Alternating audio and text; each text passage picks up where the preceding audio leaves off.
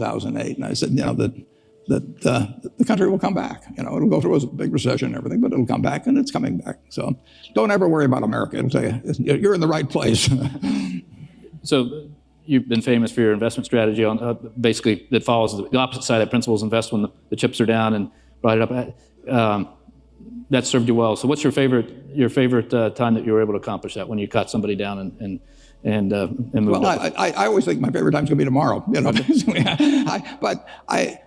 It's always been fun, And there's a company here in Washington called Geico, and I first got exposed to that in 1950. I was 20 years. I was 19 years. It was 51. I'm sorry. I was 20 years old, and I came down here, and I came down on a Saturday because I'd learned that my professor who I worshipped at Columbia, named Ben Graham, was the chairman.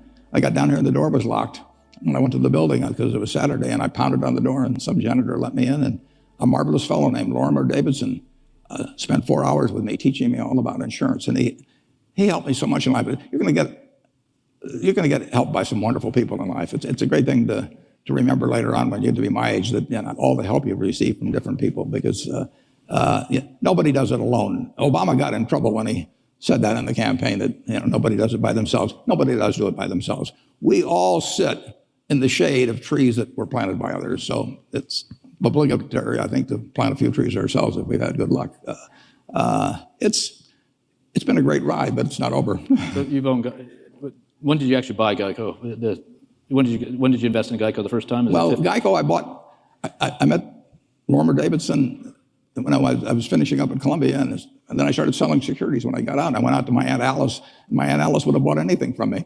And so she bought 100 shares of Government Employees Insurance. It was the first stock I ever sold. And then a lot of years passed, and Mr. Davidson was very kind to me in a variety of ways. But I went in different directions. And then in 1976, the company got in big trouble because they miscalculated their reserves, and they were going broke.